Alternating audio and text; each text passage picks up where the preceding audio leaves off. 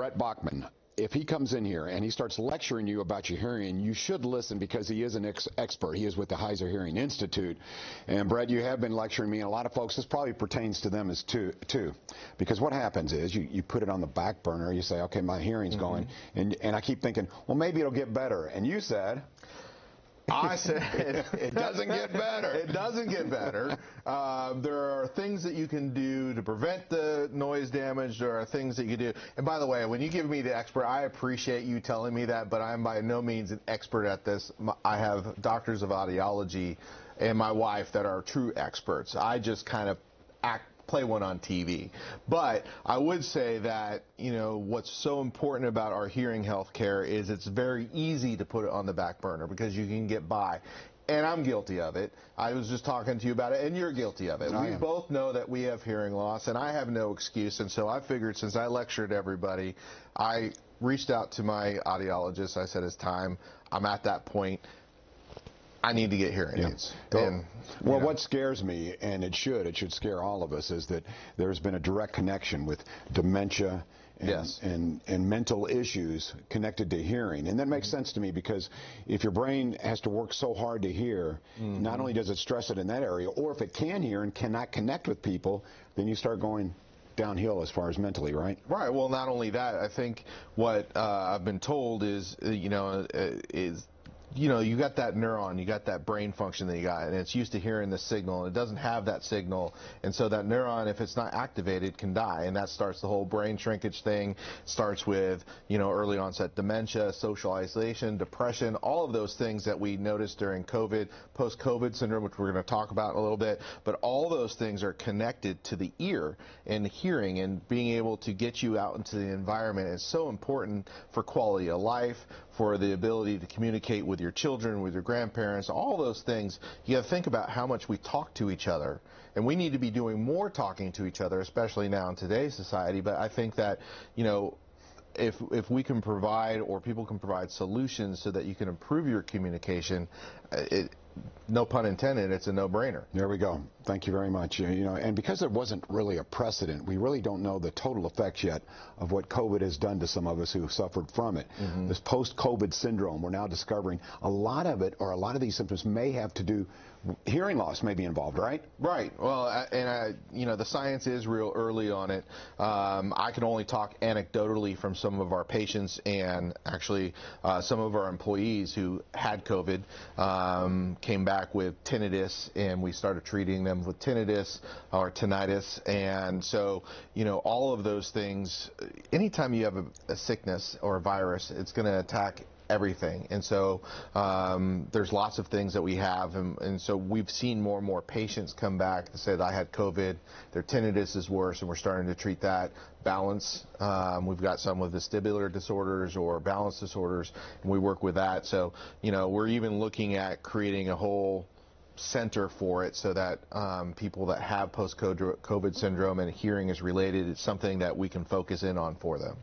I was teasing your big event that's coming up, Brett, and before we talk about that, the beneficiary is Heuser Hearing Institute, and perhaps you're thinking, okay, beneficiary, how do they help this community?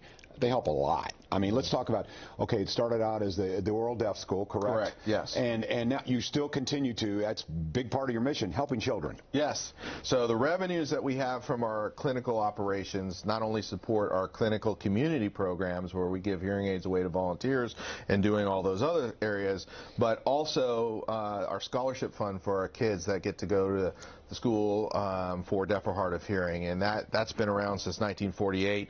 We've been helping the community with that since 1948. And then when we expanded in 2000, we see between 6,000 and 7,000 patients in Louisville a year, and it's just tens of thousands of people that we impact through our mission, and all of that has been such a joy. And it looks like we may be this is kind of a tease for the next one. I've got two teases for the next appearance. Okay, give us. A statewide project's coming down the pipe. Ooh, good, because I know this, that if a child needs help with hearing, as far as hearing aids or anything, you guys make sure, regardless of ability to pay, you're going to take care of them. We do. That says it all right there. Yep. Which leads us into the big event that happens at the Louisville Boat Club. So tell us about this. To me, a little bit of time looking at some water sounds pretty good. Well, you know, especially when you can hear the water and the ocean or the river in this case. There we go. There we go. No, I think this is our first night event. We're really excited about it. We usually do this Butterfly Emotion Luncheon, and we did this year, but with COVID and the storms and all that pushed it into this year. We're going to do that again next year in 2023. But this event, you know, it's an opportunity for people to gather. There'll be a band, there'll be music and food and drinks and things to have good time for a good cause. And the revenue will go into our scholarship fund for the school. All right. So if folks are interested in tickets, there's the information on your screen. They call that number, or how does it work? Call that number. You can call us. You can call the school. We'll be able to point you in that. But if you call that number or go to that website, bedpal/here, then it'll link you right in. You can get a ticket, you can get a table, you can sponsor. If you're out there and you want to sponsor some stuff, you just let us know, and we'll definitely be able to put your money, and you can invest your money back into this community for these children. And that BidPal, that lends me to believe there's going to be a silent auction, a live auction. Is that right? Yeah. I believe that there'll be a silent auction. You know, I don't know these things. I don't know. No, I should.